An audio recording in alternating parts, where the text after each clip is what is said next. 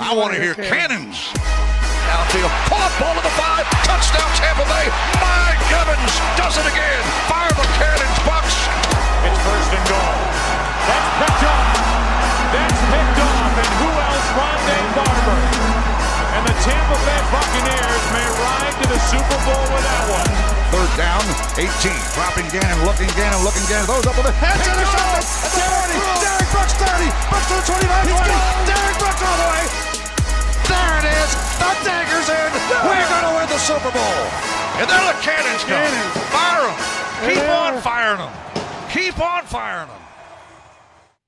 Hello and welcome back to a live edition of the Cannon Fire podcast for the midweek show. I am your host, Rhett Matthew, joined alongside me, as always, my good buddy and co-host from BucksNation.com, Evan Wanish. Joining us today as we check in with the Tampa Bay Buccaneers, fresh off 4 wins in a row, one of the hottest teams in the NFL right now. Joining the show today, returning guest, friend of the pod, so you could say, James Hill, a.k.a. Mr. Bucks Nation, is back on the show. And James, I'm just going to float this question out to you. We're going to start the show like this. Quick and to the point. No appetizer, straight meat and potatoes. Is this the most dangerous the Tampa Bay Buccaneers have been post-Tom Brady era, all things considered? I know they went on a similar run last year, but Baker Mayfield being the catalyst of the offense, Liam Cohen being a step above Dave Canales as an offensive coordinator, it legitimately feels like the narrative around the Bucs is changing as we speak. And when you credit the wins that they already have under their belt this year, it seems like the Bucs more and more every week, with each win that they get, they are coming together like one of those teams that a lot of other teams are just not going to want to see in the postseason. So to talk about that question of, is this the most dangerous the Bucs have been in the post-Tom Brady era? In some ways you can say yes, right? And I think specifically you look to the offense for that. I've been very vocal about it. I know you guys have talked about him a lot. Liam Cohen is far and away the best OC the Bucs have had in the past couple of years, right? I've said it before, if Dave Canales was a good offensive coordinator, I think Cohen's a great offensive coordinator, right?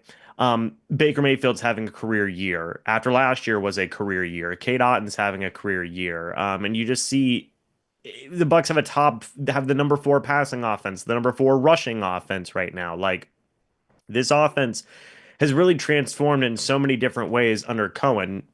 Now, they have had their fair share of injuries, Godwin not being here. That is a factor into that, but they're still making it work, right? Where things might fall off a little bit is like the defense. Obviously, they just had a very good game against the Chargers. That is still a bit of a question mark that I think keeps this team from being as complete as it can be. And a lot of that's due to injuries as well, right? And just not having the pieces on defense, so to speak. But I think that you can say that this is the best the offense has looked, or this is the best potential we've seen from the Bucs here in the post-Brady era. And I think a lot of it has to do with where the offense is at right now. Yeah, I mean, I think one of the reasons I think you could say, well, you might not want to see this Bucs team in the playoffs is because when they're on, right, and they're not turning the football over, the defense is playing well, they've been pretty good, I mean, 4 of their 8 wins, so half of their wins are against teams that are currently in playoff spots. So you have the Commanders, Eagles, Lions, which the Lions and Eagles are 1-2 in the NFC. Both have 12-2 records. One of those losses was the Tampa Bay, and also the Los Angeles Chargers. So yeah, I mean, look, I think when you have half your wins against playoff teams, it's not like they're just beating up on bad teams. They're beating quality opponents, and yeah, they have lost, some games they probably should have won. One of the Atlanta games, maybe they should have won. The San Francisco game, looking back on it, maybe they should have won. Who knows? But you can play that woulda, coulda, shoulda game, anytime, really. You can play it with some of the Bucs wins. So I think when you're looking at it and talking about, completeness, as far as I agree with James, as far as the offensive side of the ball goes, I think this offense is much more improved than it was even last year. I think you mentioned Kate Otten and Baker Mayfield and everything, but I think we're also forgetting before Chris Godwin went down, he was having a career year, and Chris Godwin's career has been great. So to have a year even better than what he has done in his career was quite impressive. I mean, this guy was gonna shatter a lot of his personal best is in terms of numbers had he stayed healthy, but unfortunately he didn't, and I think this offense gives me a lot of hope about the fear that you could have if you're a team playing the Bucks. Now, completeness though, that's the thing, right? And James talked about the defense. One, I think the defense has to get healthy. I think that's a big key. Antoine Field Jr. Hopefully he can come back sooner rather than later. I don't think it's going to be this week. If I had to bet, I still don't think it's going to be this week. But hopefully, a guy like Mike Edwards can come back soon, help out. Maybe Jordan Whitehead can return before the end of the regular season. We'll see. I have my doubts about that, but you never know. KJ Britt, even though he struggled, it's still another body there. So yeah, they got to get healthy. And I think if they get healthy, I think what you saw on Sunday was encouraging, especially in the second half, but you got to do it again. So, and again, you're playing three offenses that aren't like great. It's not like you're playing some juggernaut offenses here. Justin Herbert was far and away the best quarterback that you had left to face, and you were able to do the job there. So, I think you're going to find out a lot of your answers here. And I guess you could say yes, because, if you're talking about since the Tom Brady era, right? And I'm going to give the edge to this team because I think this team's offense is much better. And I think overall, the 2024 team is probably slightly better than the 2023 team was. Yeah, I think so. I think on the offensive side of the ball, they're definitely much more complete. You talked about the inefficiencies, the inconsistencies on the defensive side of the ball. That's been a hot topic this year, but you have to take a lot of things into account. The injuries, which both of you had mentioned. And then let's just look at how well the defense has been playing these last 4 weeks. And that's what is really starting to get people excited. Now, again, the level of competition matters, but you got to show up and you got to win these games. Like, these numbers still mean something in the NFL. Over the last 4 weeks, the Bucs defense is only averaging 15 points per game given up. That is the best in the NFL. We are talking about a defense that is busted up in that safety room. They are missing a couple of linebackers. They have been, bringing guys in.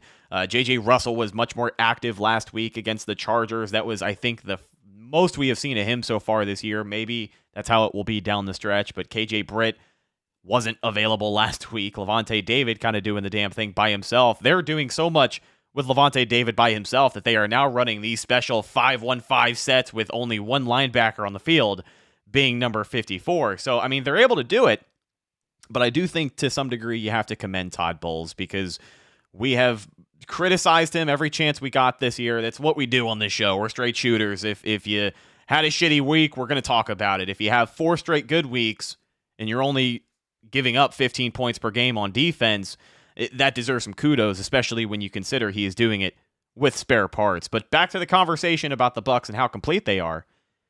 Yeah, on the offensive side of the ball, man, things are just rolling, and it feels like after that performance against the Chargers, they were the number 1 scoring defense in the NFL when the Bucs came into town, and that was, not only a litmus test for the roster and Todd Bowles, but for Liam Cohen as an offensive coordinator. He proved that as long as he's in his bag and he calls a great game, the Bucs seem like they're in every game, no matter what. To a certain degree, they had to overcome their own mistakes. The interception, the fumble in the second quarter last week. But when they are on, like you said, Evan, they are very, very tough to beat. And a couple of recent headlines that came out today, some hardware for our Tampa Bay Buccaneers. Baker Mayfield's performance last week against the Chargers earned him NFC Offensive Player of the Week. And Mike Evans was named the FedEx Air Player of the Week for his 2-touchdown performance. Josh Allen of the Bills was the Ground Player of the Week. Because, holy hell, Josh Allen on prime time, dude. But, yeah, really, really good week for the Buccaneers offense. Some awards to cap things off. But if they can keep stringing together games, you got another formidable opponent, kind of, against the Dallas Cowboys here. We made the point 3 weeks ago that every game moving forward is going to be a trap game, regardless of how favorable the odds say it will be for the Bucs. You got to show up. You got to play your best, but it is definitely exciting, James, considering where the Bucs are right now, what the conversation has become compared to where it was a month and a half ago, right around the bye week when you were just trying to survive and get through that tough part of the schedule. This Bucks team has really come on, and people are starting to believe in it. Yeah, I mean, I would certainly, you'd mentioned they've allowed 15, or the defense has only allowed 15 something points per game. I would hope that the Bucks could beat teams like this. I mean, because they're going literally. Here's the gauntlet of quarterbacks they've gone over the past 4 weeks. Justin Herbert, okay, yes, he's very good. Tommy DeVito and Drew Lock, Bryce Young, and Aiden O'Connell and Desmond Ritter. Yeah. So I mean, like I would certainly hope that Todd Bowles' defenses could do some good work here. But yes, it is still good that they are winning these games. They're on a 4-game win streak. What makes it so, and they do deserve their flowers, they do deserve credit here, absolutely. And I'm not trying to take away from that. I am also still wanting to see more of what we saw earlier in the season, though, where they were able to beat the good teams like the Lions and the Philadelphia Eagles. I think beating a team like the Cowboys, that would be nice. But again, it's Cooper Rush. Then it's Bryce Young. Then it's whoever that Either going to Rattler. be Hainer or Rattler, one of the two. Yeah, so I mean, like, I think the Bucks should be able to cruise into the playoffs. I would certainly hope so. I mean, I would certainly hope so. What's going to be interesting? Everything that we've been gushing about for the last 15 minutes is just completely made irrelevant if they somehow fumble their way out of the postseason, because the Falcons almost waving the white flag this week in a way. They announced that Michael Penix Jr. is their new starting quarterback. Kirk Cousins has been benched. They're still right there, 1 game back for the division, but I mean, where do you think their head is at with a decision like that? How much pressure are they putting on this rookie QB to save the season? The Bucks might be getting a gift wrap present for Christmas from the Falcons here in the form of the NFC South division if Penix goes out there and looks awful.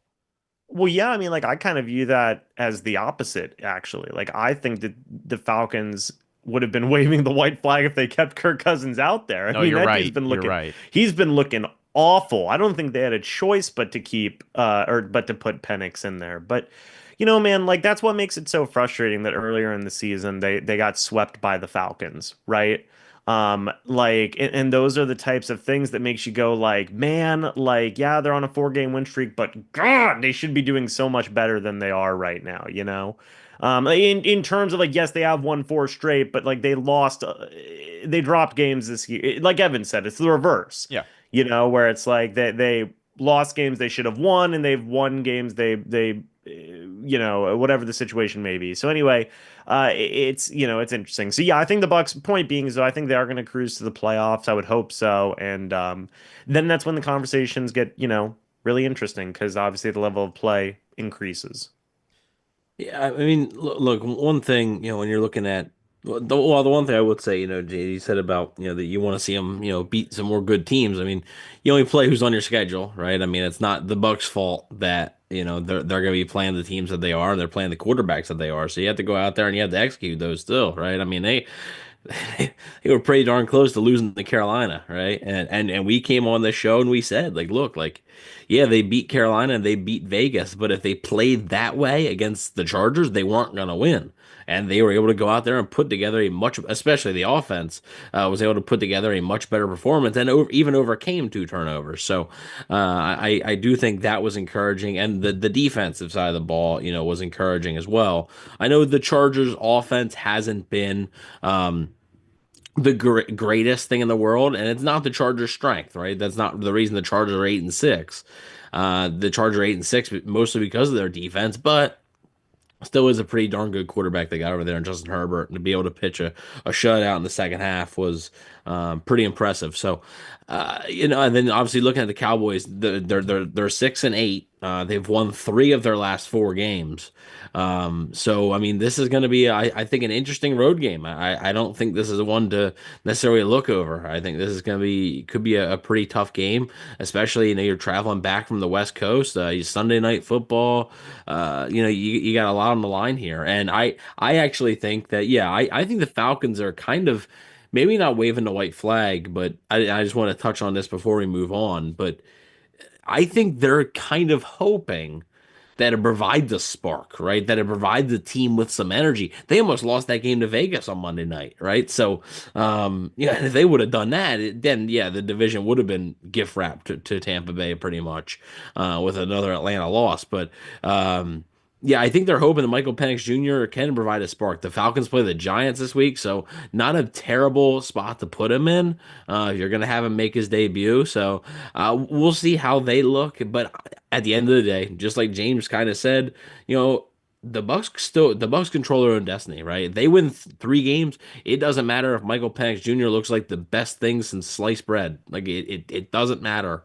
The Bucks are going to be in the playoffs, so the Bucks control their own destiny, and it's up to them to take care of their own business. Yeah, and if the Bucks would have went out, they would break their franchise record for regular season longest win streak, which currently stands at 5. They had that 5-game win streak all the way back in 2016. And honestly, after beating the Chargers, this win streak feels kind of similar.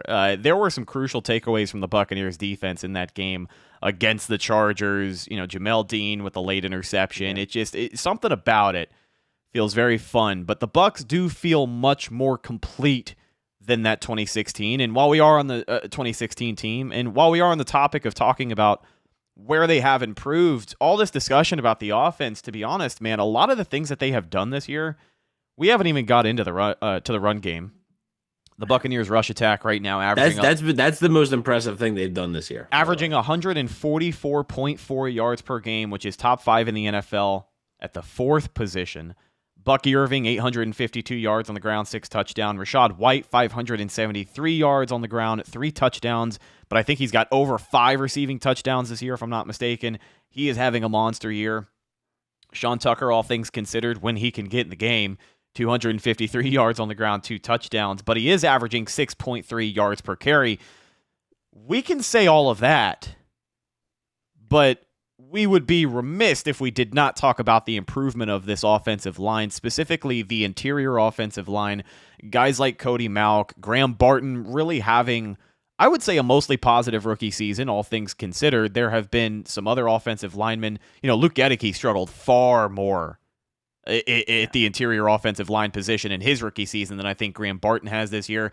And even Ben Bredeson, as the season goes on, has really come around. So we can spend here the next 10 minutes talking about the run game, but really quickly, guys, just your thoughts on the improvement of a Cody Mauch. You know, Graham Barton really coming around, and I guess this offensive line as a whole being one of the most solid parts of this Bucs roster for, I would say, 5 years now. You know, 2019, the Buccaneers built an offensive line attractive enough for Tom Brady to want to come play here. And I know players have moved around, but they have had a pretty damn good O-line since then. Yeah, really quick. I just want to. Yeah, I think it's a testament to Jason Light, you know, and the work that him and his scout team have done, building an offensive line. I mean, you're looking at even guys, you know, like you said, Ben Bredeson. Finding free agents is one thing, but you know, the drafting and developing, right? And we've seen many guys. Ali Marpet was a great starter here for Tampa Bay. That's a Jason Light draft pick. Donovan Smith. Know a lot of people didn't like him, whatever. He was a starter for a long time for Tampa Bay. Okay, you know, they drafted, developed him. You know, a guy like Alex Kappa, drafted, developed him. He got paid by somebody else. That happens too. And now you got the next round, right? The Cody Mauchs, the Luke Gedekes, the Graham Bartons, obviously Tristan Wirfs. You got a pretty good nucleus there, right? I think it speaks to the work that Jason Light has done, in that scouting team, and it's so important, you know, to hit on those, especially, you know, in the trenches. And he hasn't been as great on the other side of the ball as far as trench goes, but the offensive line is definitely something that he is pretty good at developing there. Sorry to cut you off, James. No, it's okay. I think, like, you know, obviously Graham Barton's had his ups and his downs as a rookie. Bredeson's been fine, I believe, as a fill-in left guard. Like, I think he's done a decent He's job, done all better things than I considered. thought he was going to do. Yes, I would agree with that. Really, where you're seeing the core of this good offensive line play is through Wirfs, Gedeke, and Mauch this year. Those three guys have really done a lot to carry this offensive line. And it's one of the biggest reasons why the run game's been so good as it's been this year, right? Is because you have seen improved offensive line play. So, no, but I agree, Red. It's been a great offensive line to see. They obviously deserve credit for having a hand in this offense, not just running, but also passing, being successful as well, and giving Baker Mayfield time to be able to make passes and execute this offense. I mean, no, I agree. I think like right now, you're going to have at least 4 out of your 5 guys in the O line come back for next year, right? The only one that's a toss up is Bredesen, which if they were to bring him back, I don't think that'd be the worst thing in the world. So like you could realistically have all 5 of your starting offensive linemen come back for another season, and that's a pretty darn good sign that things are going well. So yeah, I'm going to be curious to see how these guys finish and how they are able to play in terms of high level playoff-esque football here going forward. Yeah, Bredesen obviously playing above expectations to a certain degree, but even with him playing well and helping out this offensive line the way that he has, I would expect an open competition at that left guard spot because if I'm not mistaken, Sua Opeta may still be on this roster. Yeah, I mean, obviously, Do you expect him to come back and get a fair shake? Yeah, he signed a 1-year deal as well. I mean, that's he suffered that ACL in training camp, so yeah, I wouldn't expect him. I mean, and who knows? He may sign another 1-year deal with Tampa Bay. I mean, Bredesen's probably, we talk about, and obviously this is off-season stuff. We talk about the offensive line returning for next year. Bredesen's probably due for some sort of raise. I mean, the Bucs aren't paying him a ton. So, I mean, I don't think it's going to be a huge raise, but he's probably due for some sort of raise. So, wouldn't shock me, if they tried to sign him. Maybe he drafted a guy because, I don't know if they have that long-term solution there, but I think continuity along an offensive line is so important, right? To know where guys are and to be comfortable playing next to each other. So I think it's very important. It's very, like James said, it's a sign that things are going well when you can sit here right now with 3 games left in the regular season and a potential playoff run that you can confidently say, yeah, I feel good about at least 4 out of the 5 guys along the offensive line for next year. I think that's a pretty key step there. Yeah, and I think when you talk about, the depth pieces that you may have to rely on, the Bucs have been spread thin due to injury in the past. So, I mean, we've seen offensive linemen come in, sign a short-term deal, get hurt, and then stick around for a little while. Aaron Stinney did that.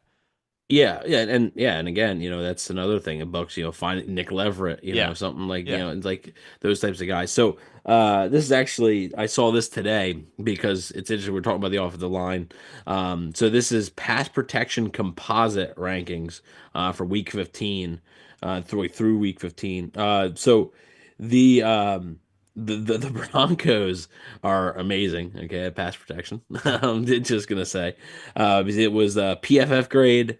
SIS, which I'm not 100% sure what that means, and ESPN pass block win rate were the 3 things that were scored.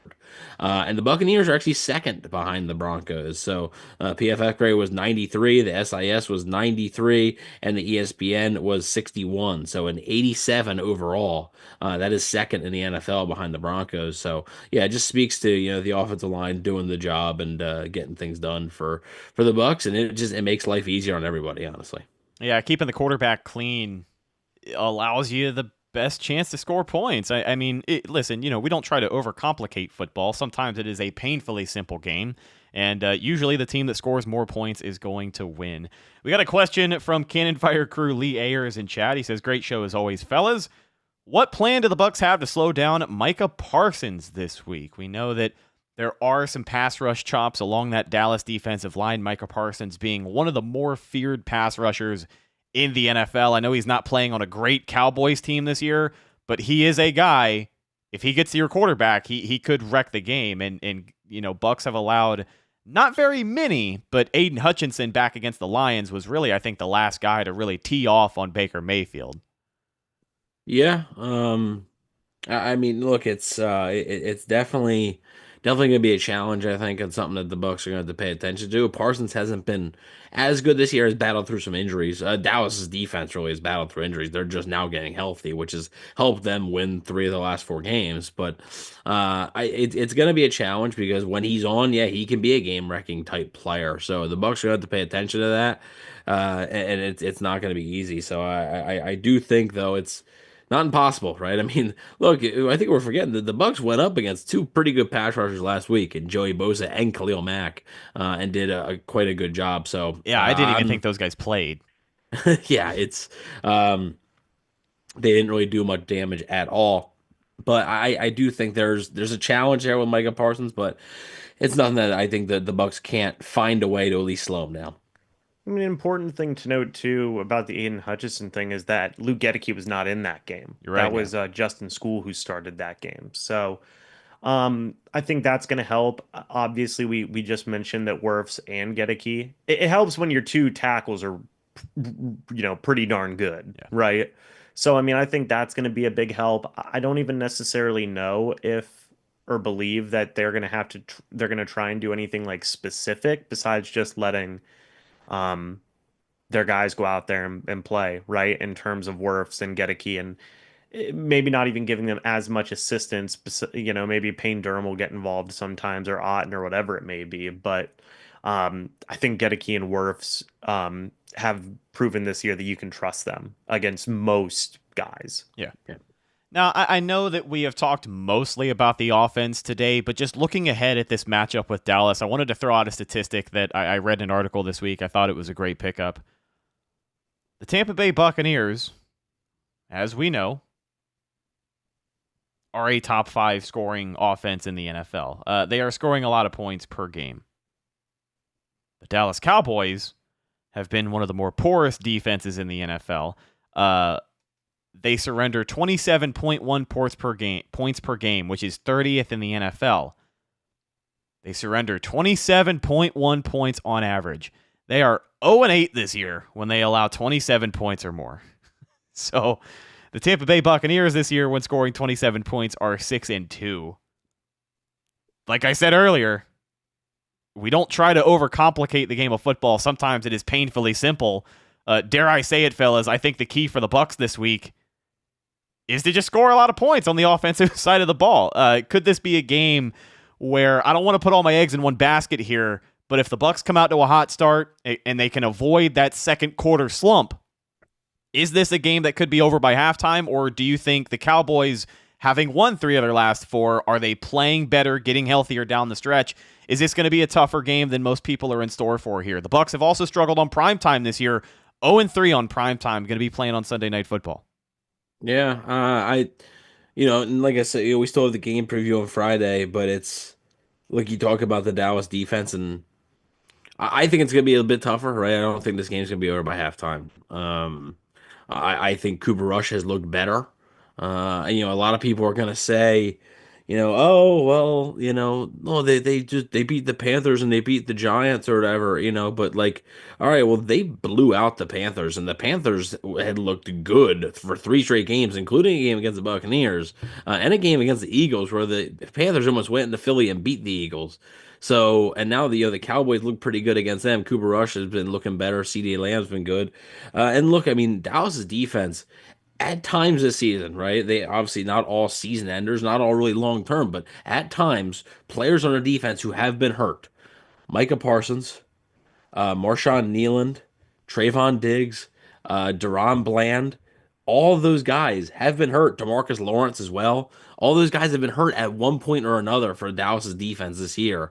They haven't really had a fully healthy lineup, so I do think it's not a great football team. I mean, it's a game the Bucs should win, but I'm not so far to say that I think it's going to be easy by any means, and they're gonna have to be prepared because it's going to be I think a closer game than I think a lot of people are expecting, especially after this. I don't like to do this, but it kind of gives me the same vibes, the similar vibes of after the Detroit game this past year. The Bucks at Denver, and everybody was like, "Well, yeah, the Bucks are going to start 3-0. You know, they're all right. Yep, they're gonna start 3-0, this and that. Yep. Oh, Denver, yeah, that's no big deal. And the Bucks come out and they lost. So I don't. I think the Bucks got to show up here. They can't just show up and be handed the W. They got to play well. Yeah, no, I agree. I mean, look, people are discrediting to say like, well, the Cowboys are they're 6-8. Sorry, oh, they won 3 out of their last 4, but it was against the Panthers and the Giants. Well, the Bucks just beat both those teams in the past month as well. So I mean, and I mean the other Cowboys win was against the Commanders, who the Bucks beat. Right. So I mean, like, I don't think it's fair to discredit the Cowboys and then say, well, the Bucks are on a roll. It's very similar games, right, that they have played. I don't believe this game will be over by halftime. I mean, this is obviously like the Cowboys are very banged up on both sides of the ball. It obviously helps whenever you're going up against Cooper Rush rather than Dak Prescott and Trayvon Diggs not being in that game and Zach Martin not being in that game and DeMarcus Lawrence not being in that game and Overton, Demario Overshown, yes. So I mean, like, the Cowboys are a very banged up team. Just given the overall nature of the Cowboys and whatnot, I can see this still being a close game, but obviously you guys will talk more about that in y'all's preview show. But yeah, no, I wouldn't go as far as to say like, like up trap game, right? But like, obviously, like this is still a game that they should win. But I will say, like, the Cowboys are always going to be a tricky team. It is pretty funny. Dak Prescott on the season before he got hurt had 11 touchdowns and 8 interceptions, and now Cooper Rush has 10 touchdowns and 3 interceptions. So Cooper Rush has been almost better than Dak Prescott. That's tough. Yeah, it is. Now, listen, I'm not going to, as I said earlier, I'm not going to put my eggs in one basket here and say that this game ends up being one way or the other. But I truly believe that when we talk about the regular season, the playoffs are a different conversation because every week is different. Every matchup is different. And there's a lot of things that have to happen in the postseason for you to win a game. But for the regular season, the way that the Bucks have been playing, when they are on, I think the only team that can stop them right now is themselves. This week against Dallas. Again, there's a couple of things that make me weary about this contest. The being 0-3 on primetime is probably the biggest red flag. That sucks ass. Baker Mayfield going back to his home state of Texas. A lot of pressure on Baker Mayfield to step up in the spotlight. And I think as long as Baker doesn't implode like he has done here in the second quarter these last several weeks. Last week, he recovered very well, played one of his best games as a Buccaneer this season, won NFC Offensive Player of the Week. So don't hear what I'm saying and take something else from it. But in my opinion, if the Bucks show up and Baker is sharp just like he was, Liam Cohen is back in his bag, we can talk about the defense and the injuries and things like that. I don't think that's going to stop the Bucks from scoring it well. And that's kind of where my head is at with this game. I don't think the matchup bodes well for Dallas. They have been a stingy team. Playing pretty well, like you said, Cooper Rush. Winners of their last 3 out of 4, so that counts for something, but I do think the Bucks find themselves in a position here with the games that they have left. Like, they have shown us their best, and when they're at their best, I think they can beat most, if not all, teams in the NFL. But we will break down this Dallas game in more detail later on this week for the game preview. Maybe we'll get an outside opinion and get some details that we wouldn't have been privy to otherwise. But, fellas, unless we have any other topics to touch on today, I think that may do it for the midweek show. Yeah, I mean, I just want to touch on your point a little bit, about, you're right. I think the team that is most likely to stop the Bucks from making the playoffs is the Bucks. Because again, these are 3 games that the Bucks should simply win, and 2 of them are home games. I mean, but at the same time, you got a Dallas team, and then you got 2 divisional games. So, and then last year the Bucks had an opportunity to clinch the NFC South against New Orleans in Tampa and didn't do it. I think I forget. I think I had said this earlier, not on this show, but in a previous show, that I'm pretty sure New Orleans has a 3 or 4 game win streak in Tampa against the Bucks. It's been a little bit. Oh, no, actually, I'm sorry. I think not win streak. I think they've won 4 of the last 5 or something like that. Because the one win that the Bucks had in Tampa was in 2022 at the last second there. So the Saints have really played well in Tampa. So and then hopefully that game doesn't matter though, right? And the one scenario that I want to remind a lot of people of is basically the clinching scenarios for the Bucks. It's basically a combination of 3. Falcons losses, Bucks wins. 3 Bucks wins, doesn't matter what the Falcons do. 2 Bucks wins and a Falcons loss, the Bucks are NFC South champions. And then obviously 3 Falcons losses if the Bucks lose 3 straight. That doesn't matter. If the Falcons lose 3, it doesn't matter what the Bucks do either. The Bucks are going to be NFC South champions. So the most likely scenario you're probably going to see is probably the 2 Bucks wins and the 1 Falcons loss, especially with the Falcons, playing the Commanders next week. That could be a tough challenge for them, especially with a rookie quarterback now. And that game actually got flexed to Sunday Night Football Week 17. So Bucks fans are going to be able to maybe find out if the Bucks take care of business against Dallas, this week, and then they beat Carolina. Bucks fans should be watching that game pretty closely because assuming Atlanta beats New York, if Atlanta loses to Washington, then the Bucks are NFC South champions. So they just wanted to catch up on the scenarios there since we're getting to that point. And Eddie Nash asked, "What about the wild card?" There is a possibility that the Bucks could get a wild card spot. It's much more likely that the division, but it's possible. So I believe if the Falcons were to, I think, win out, right? That includes a win against Washington, which hurts obviously the Buccaneers' chances for the division, but it helps them for the wild card because you need Washington to lose. So I believe the Buccaneers would need Washington to lose 2 of their last 3 games down the stretch.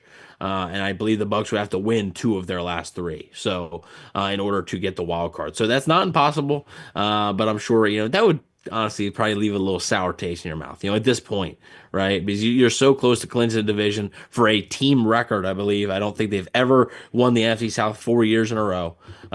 So I mean, you're that close to winning that division. I think you want to get that done.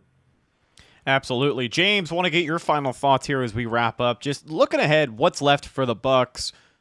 The hurdles that they have to face, how do they shape up for the postseason? How do you think this Buccaneer season shakes out? Where is your head at?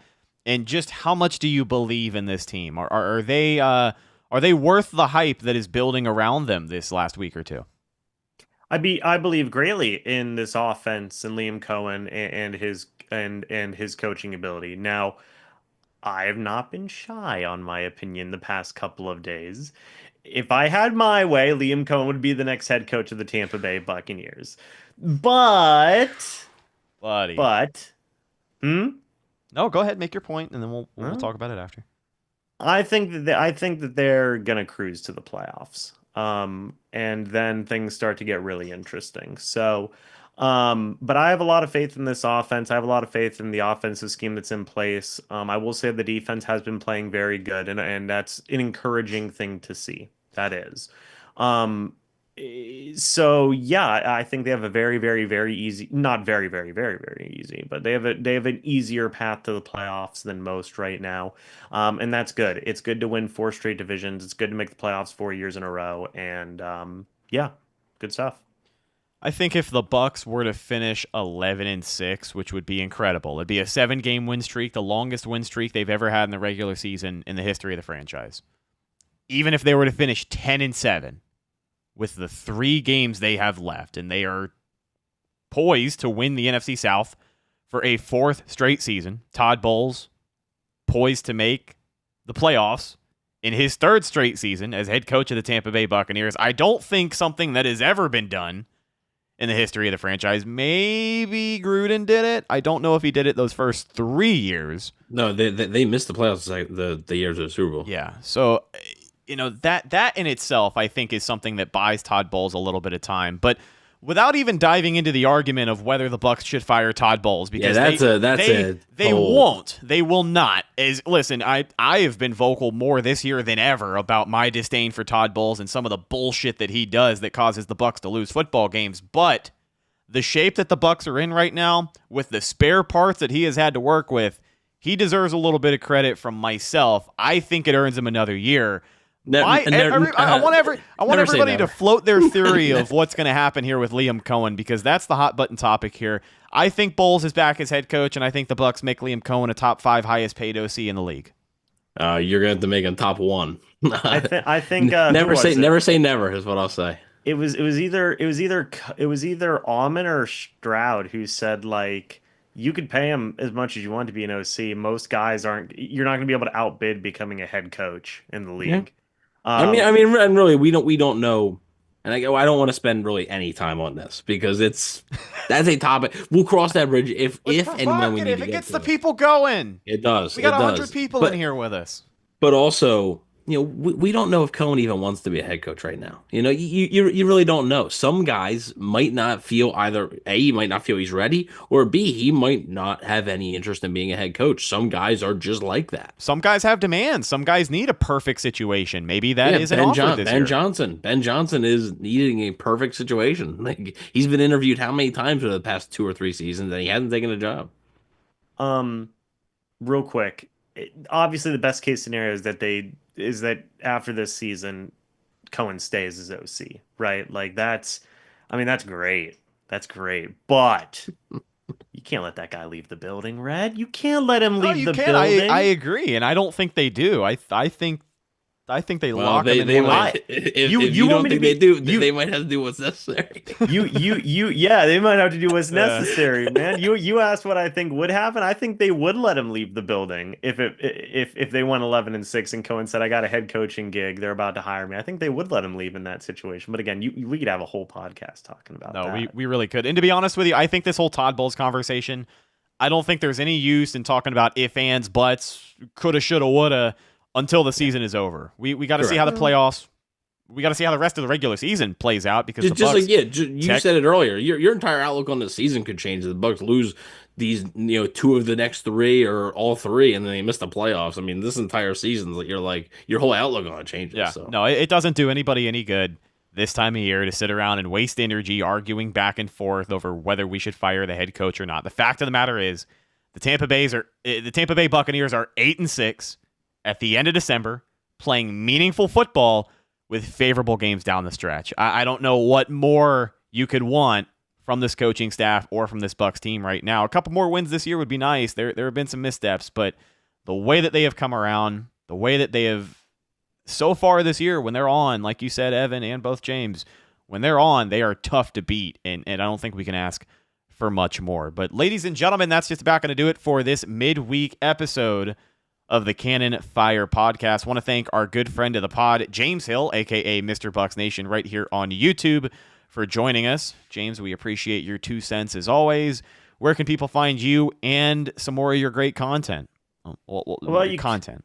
Well, you can find me leading the Liam Cohen crusade over on my channel, Mr. Bucks Nation, and also on social media, all at Mr. Bucks Nation. It's been fun. We've been doing a lot of stuff, and also you can find me on the Bleacher Report app every Sunday after the Bucks games. So, and actually starting January next month, every Wednesday at 6 p.m., I'll be on the Bleacher Report app. Sounds good, man. We appreciate you again. You can find my co-host, The Rizzler, on Instagram at Bucks. Oh, Jesus. At Bucks_daily. You can also find him on Twitter at HeavenNFL. The Rizzler? Check out his written work at BucksNation.com. Evan, what have you got in the hopper this week? You got any... Wasn't that the kid on AEW? I got Unlimited Riz. That's what I got. Are you bringing the boom this week, Evan? We're bringing the boom. There we are. The big boom AJ, baby. Costco guys. Yeah, of course. The Rizzler. He's unbelievable. The human chicken bake, Evan Wanish. Yeah, but over on BucksNation.com, we got Q&A stuff. And then after the game, we'll have post-game reactions as well on Twitter and everything. So check out that. And if you're listening on audio, we appreciate listening on audio. But if you want a little bit more extra content, check out the Campfire Podcast YouTube channel, where later this week we'll have Betting the Bucks, as well as players to watch for the upcoming game against the Cowboys. So, and then following the game, we will have something for you guys on Monday as well, best and worst from that game. So that's I couldn't keep it together. My apologies. James, thank you again. Last but not least, you can find myself on Instagram and Twitter at Rhettakus, RHETTAKUS. If you follow me, I will follow you back. But that's the show. We'll see you later this week for the game preview. The Buccaneers working their way closer to the end of the 2024 regular season. The playoffs await. Just got to finish the job here and play strong down the stretch. Excited to keep you updated with more. We'll talk to you this Friday for the game preview. I'm your host, Rhett Matthews, signing off from my co-host, Evan Wanish, and special guest, James Hill. We'll see you in the next one. Until then, and as always, thank you for listening, and go Bucs.